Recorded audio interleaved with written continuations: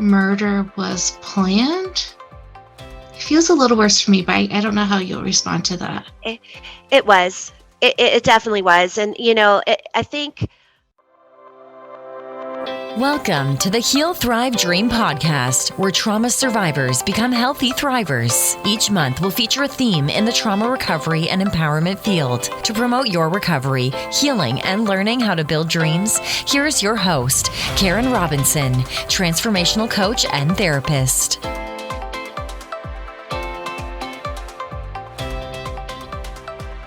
Hello, welcome to the Heal, Thrive, Dream podcast. Our guest today is Susan Snow. Susan is a realtor, coach, speaker, and author. Susan is the daughter of slain Los Angeles police detective Thomas C. Williams, who was killed in the line of duty October 31st, 1985, when she was 17 years old. The high-profile murder put her family in a spotlight no one asked for, further traumatizing Susan and her family. After years of working through this trauma, sometimes more successful than others, Susan strives to help others. Thank you, Susan, for being here today. Thank you for having me. Anything you'd like to add to your bio? I am a mother of 3 boys. I've been married to the same man for almost 31 years, but we've been together almost 38 years. So you mean married and remarried, right? Yeah, married and remarried. See, now you know I read your book. There's a little blip in the middle. Little blip, yeah. Yeah. And that's so gracious of you to describe it that way. I hope he appreciates you. Oh, he does. Immensely. Mm-hmm. Good. Yeah, I think you guys probably have something special to stick it out after all this time. And he was with you from the beginning of your trauma with losing your dad. So I know you wrote about the story in your book, and for the audience, I want to share that the name of the book is The Other Side of the Gun. And the cover, I know people listening to podcasts can't see it, but for YouTubers, nope, The Other Side of the Gun. There we go. I highly recommend it, and I told Susan I'm going to be writing a review for her book. So to know the full story, please consider supporting her book. But Susan, what are you wanting to share today about your trauma? Well, I think when you think about trauma, everybody has different trauma. There's different levels of trauma, but everybody kind of lots of people go through certain things. I think for me at 17, I was put in a situation where I had to kind of figure things out for myself. But even if I was figuring things out for myself, my behavior was still not healthy. In the manner of, because I had to think about, I just have to get through this myself and navigate all of the different emotions by myself. Because when it happened, my mother is, she was affected, obviously. And because it happened in front of my brother at 6 years old, all of the attention, and so be it, went to him. And me being 17, I kind of got pushed to the side. So I had to rely on myself. And back then, in 1985, there was no support for children. And there was no talk about PTSD or any of that stuff back then. So all of the emotions, the anxiety, the depression, the suicidal ideation, all that stuff, I had no idea how to navigate that. And so I just pushed through life, but I felt crazy. That was the bottom line. And I talked to a lot of trauma survivors, and they feel the same way. They're like, I feel like I'm crazy. Yeah. and there's no hope for me because I just snapped and it's over, and you know what I mean? It's like I'm broken and that's never going to go away. And so in my journey, there was a lot of ups and downs and a lot of things that happened, but I didn't really get to the point where I had direction and true healing until I was married with children many, many years later. So the reason why I wrote the book is I thought,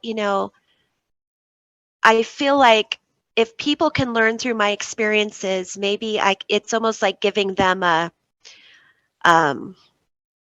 what do you call that? With giving you a little bit of insight to a book. What was the name of those? Cliff Notes. So it's a little bit like Cliff Notes, you know what I mean? So, and everybody, there's modalities out there, EMDR, tapping, all these kind of things. And there's no one size fits all either, It's true. And I think a lot of times in the medical field, they tend to take someone with trauma and give them a one size fits all kind of Treatment. Yeah. Yes. So in my book, I thought it was really important to say, here's the things that I did that you can try. But like I said, it's not a one size fits all. I just had this conversation last night with someone. It's not a one size fits all for everybody. You have to kind of figure out how you can move through your pain and your trauma and your loss in the most healthiest way for yourself. So I have a couple questions. I think that's probably the most. Absolutely. Yeah. So my first question that I wanted to ask you, I think the age of what happened to your dad, the 17, is such an interesting age because you're almost an adult, right? And I'm wondering what that was like being a child, almost an adult during that time. Do you think that had any bearing on how people responded to you? Like they didn't give you comfort as a child, treated you more like an adult. But no matter what age you were, you also. I think if I look back on it, and even my husband says this, I think it had nothing to do with me and everything to do with my brother. Yeah. Because my brother was actually there and witnessed my dad's death. And he was 6.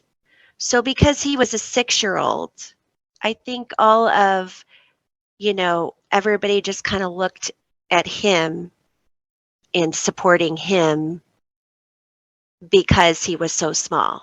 I don't think it had anything to do with the fact that I was an adult. In fact, I mean, the people who just knew us personally knew that I existed, but even the media took about 2 to 3 days to even acknowledge that he had a 17-year-old daughter. So it just took some time for people to realize that. And and yeah, that's not okay, but I had no, I was just trying to live life, survive. Exactly.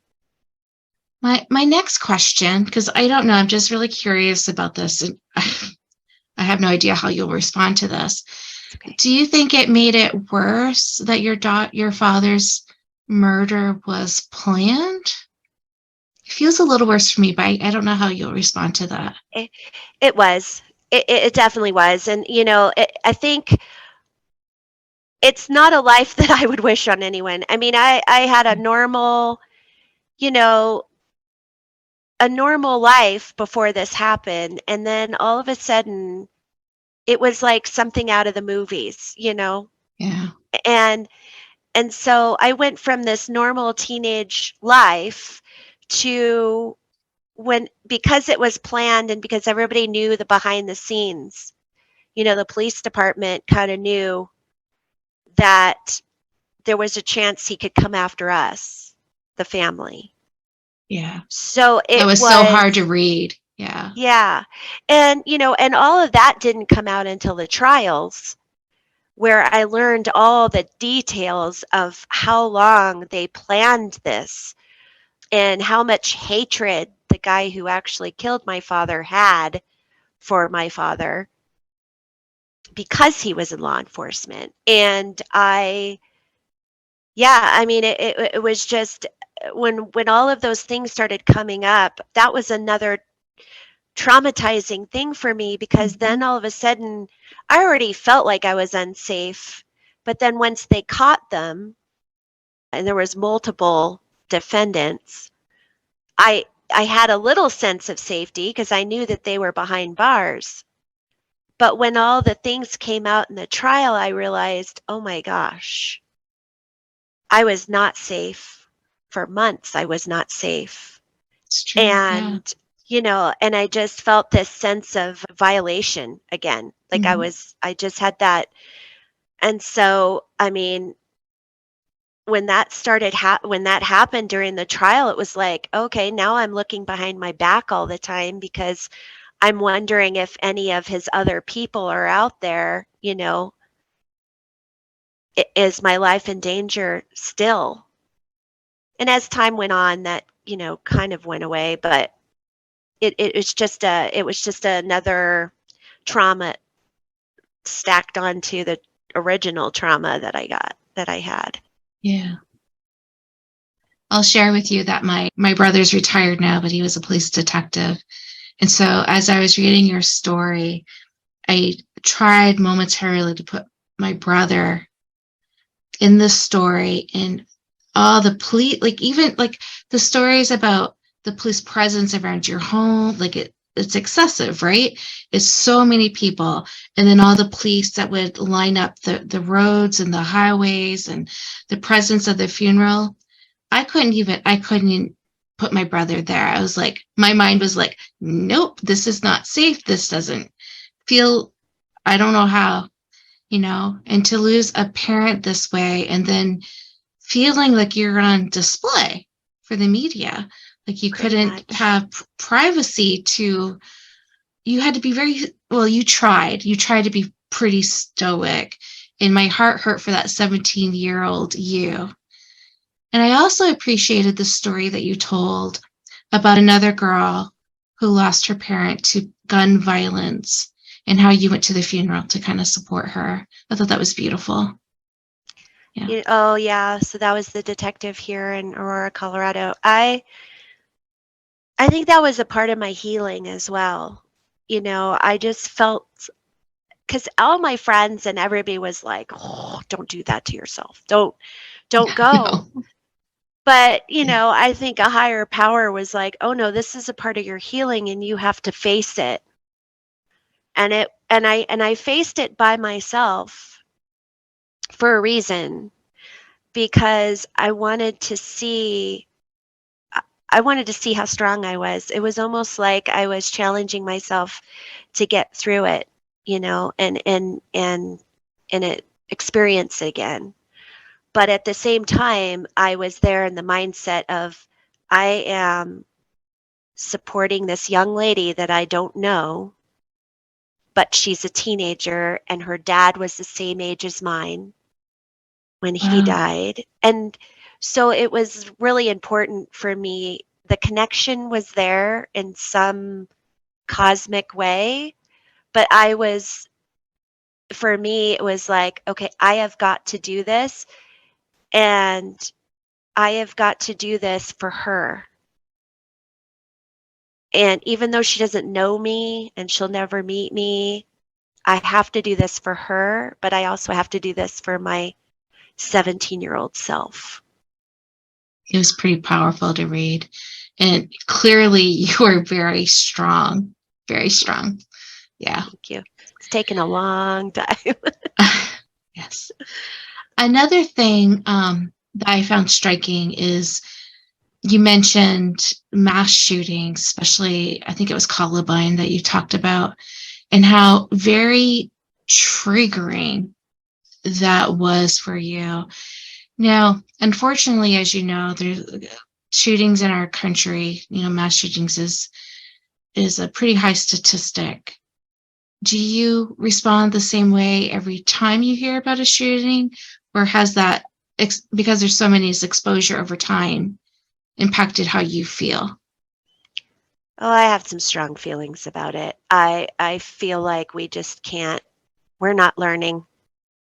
And there's a frustration. We're just not learning. And it's blamed for one thing or another. And, I don't get into the political arena, but there's multiple reasons why this is happening, and nobody is willing to step in and say it needs to stop.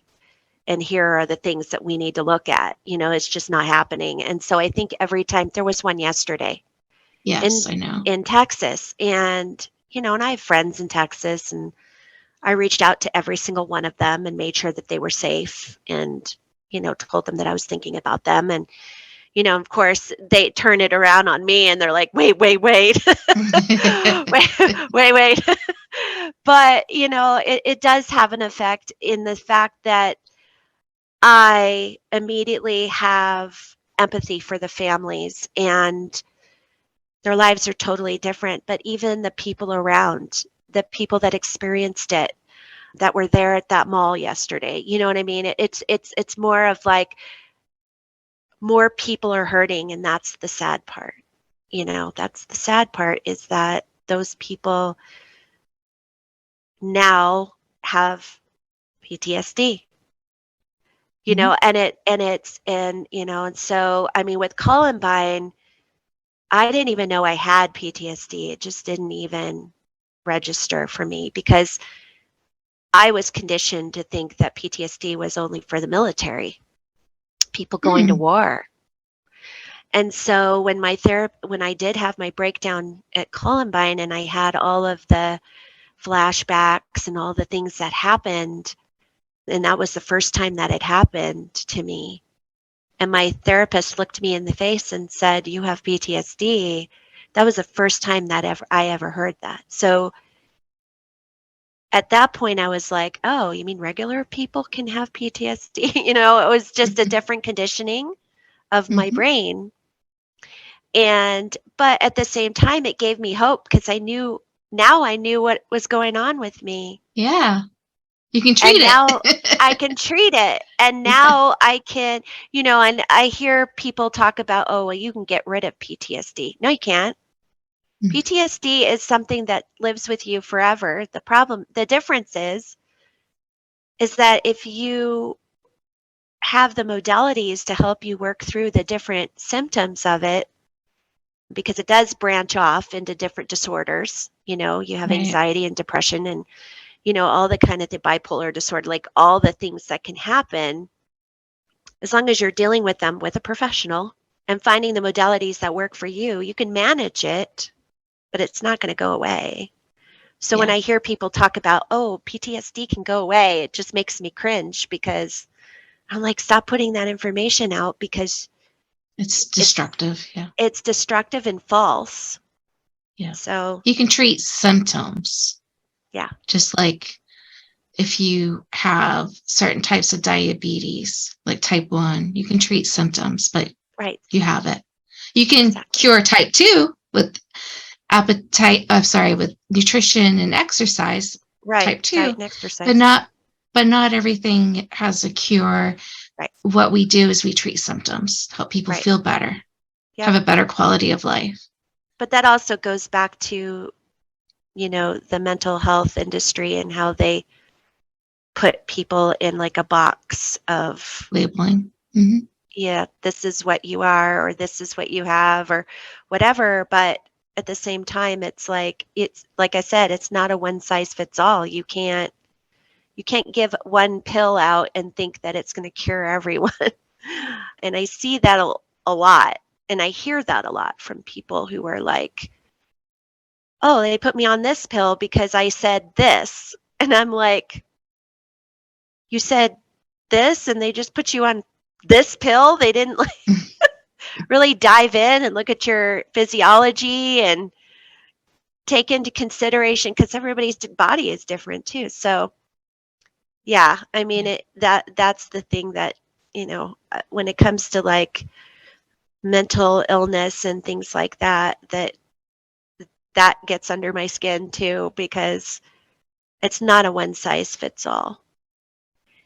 And Yeah. I mean, as you know from my book, my first therapist told me I was a well-rounded young lady.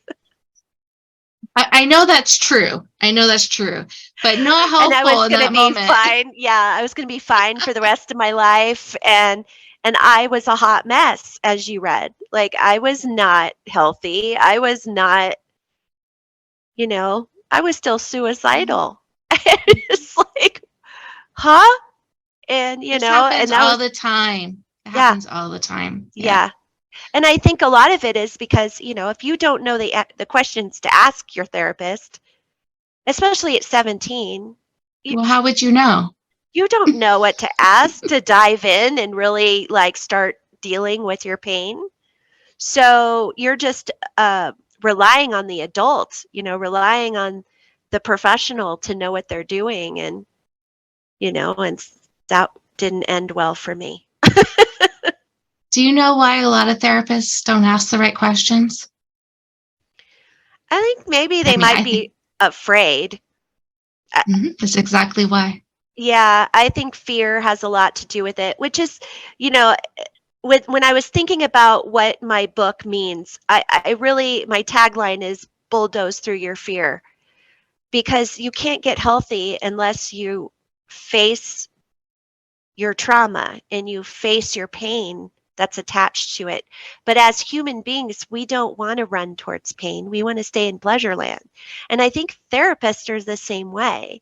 You Hmm. get to a point where, someone is starting to dive and you feel like, oh my gosh, how am I going to pull them out of this? I can see where that would come into play. Because even writing my book, there were days where I dove and I dove and I dove and I thought, oh, am I going to be able to pull myself out of this? And Yeah, thank God I did. I mean, I stuck a purpose on the other side of it. So anytime I felt like I was getting out of, like it was too much for me, I just kept thinking about all the people out there that I could help by doing what I was doing, and so absolutely. finding purpose on the other side. Yeah, yeah. Mhm. I mean, you knew exactly why.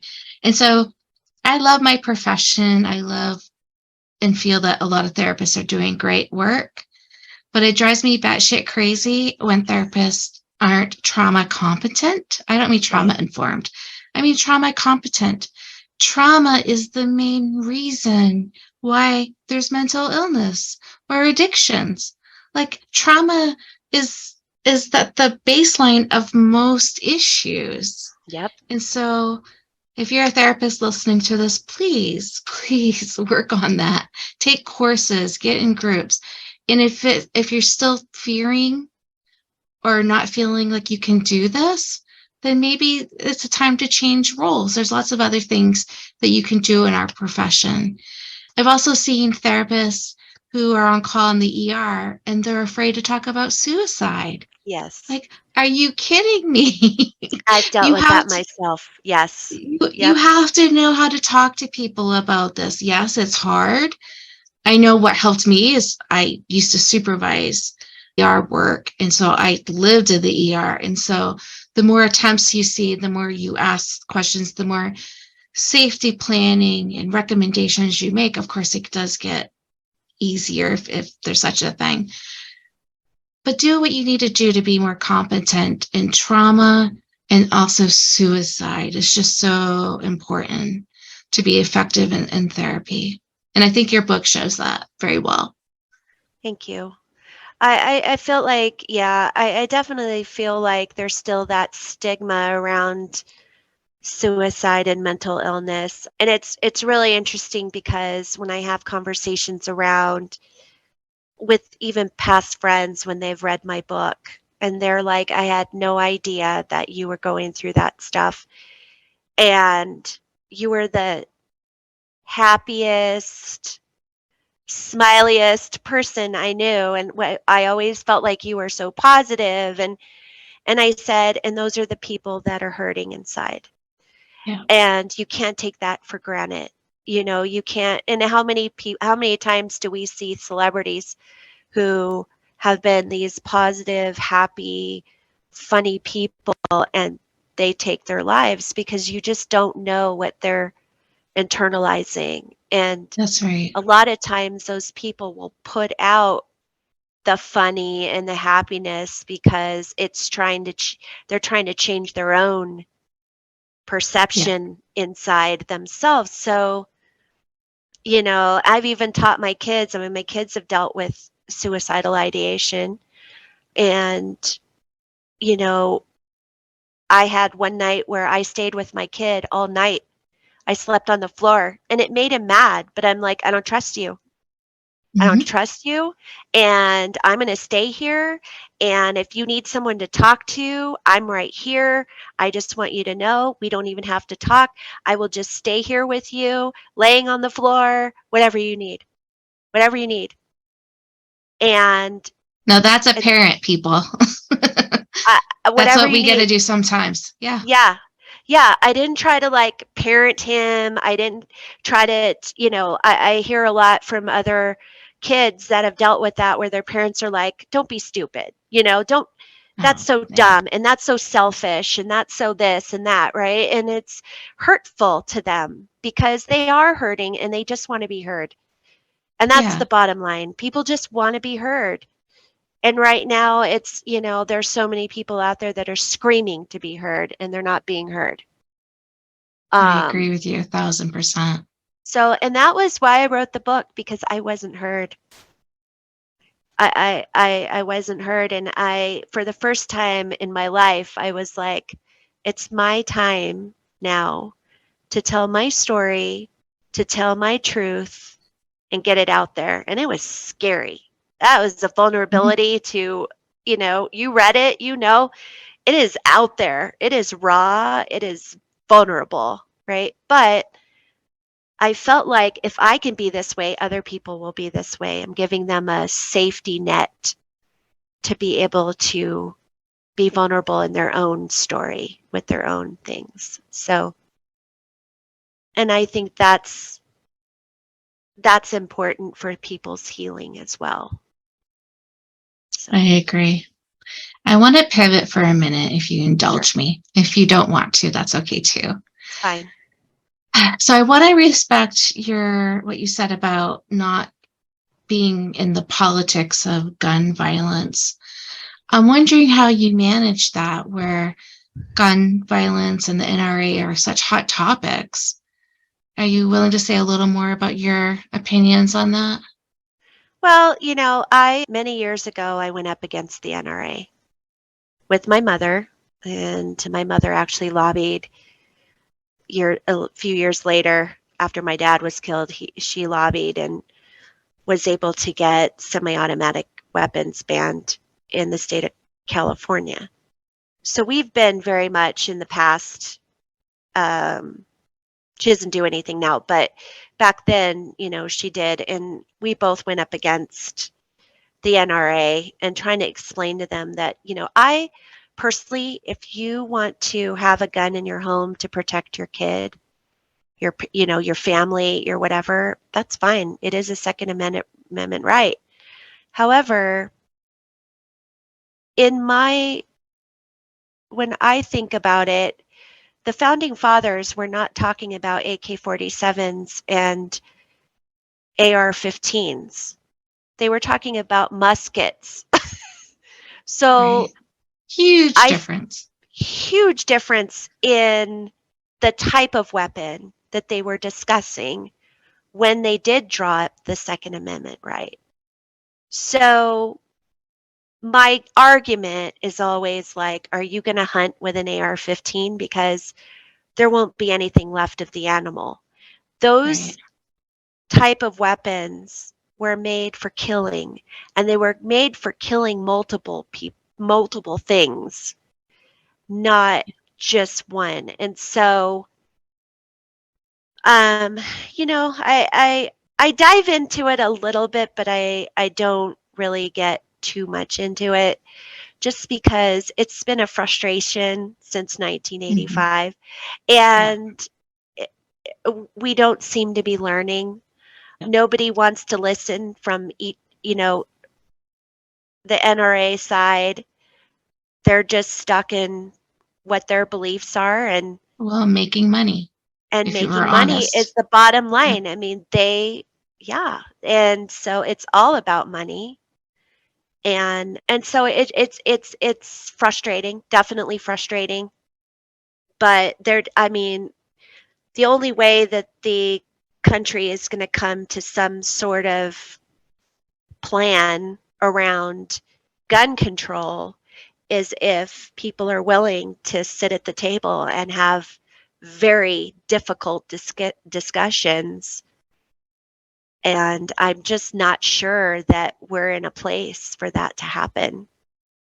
And I hope that one day, I mean, I really hope that one day that that can happen.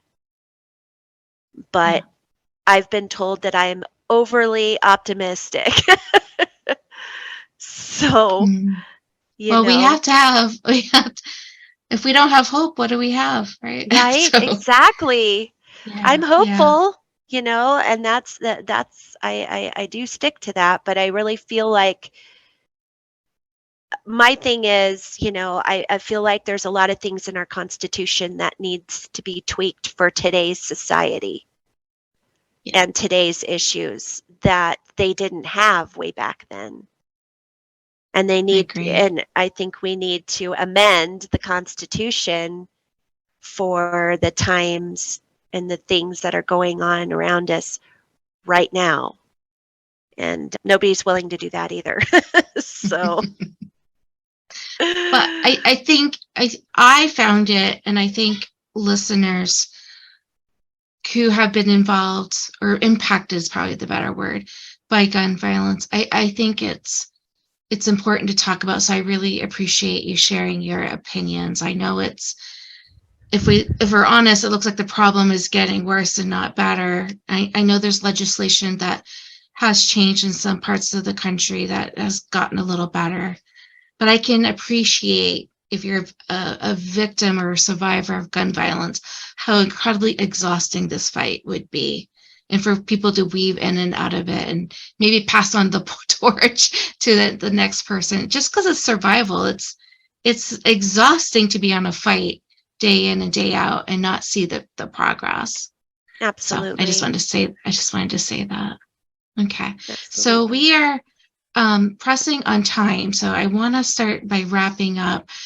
I want you to think about, for anybody that's listening today and is really hurting, like if you have words of wisdom and encouragement for them, and or just sharing a little bit more what was the most effective pieces of your healing journey.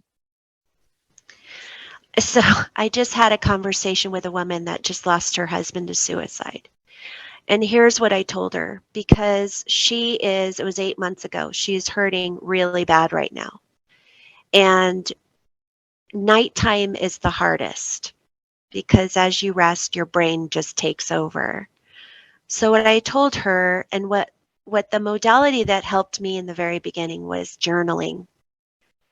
Journaling is a powerful tool and everyone can do it. Getting everything out of your brain and onto paper. And, so I feel like that is a first step to your healing, and I want to caution everybody, like, talking back about therapists, make sure that when you are in therapy that we have an innate sense of who we're comfortable with. So if you don't feel comfortable with your therapist, find a different one until you Amen. do. Yeah. Yeah. And, you know, remember, it's not one size fits all. So whatever you're going through is different from someone else's trauma or someone else's modalities or whatever, they're doing to heal. You have to figure out what it is for you that gives you peace. So if that's meditation, affirmations are very powerful, first thing in the morning especially, and at night. I've actually taught my brother that. He does affirmations in the morning and he does affirmations before he goes to bed. Does that mean he's in recovery? Sorry. He is in Is your recovery. Oh, Yep. amen. Okay. My brother is doing fantastic. He's doing the work, as we say, and he's doing great. So super proud of him. I call him my Hercules. But yeah, it's just those things that, people, I wish I would have known. I wish someone would have been able to tell me, these are the things that could be helpful to quiet your brain. And, until you're able to be in front of your therapist and be able to work through your pain and your trauma and loss. Well, I think that was very well said. Susan, I really appreciate that you were here today to share your story with our audience. So thank you for being here. Thank you for having me. I appreciate it. Thank you for listening in today. Please join us next week, same day and time. Also, I would love for you to check out my website, healthrivedream.com.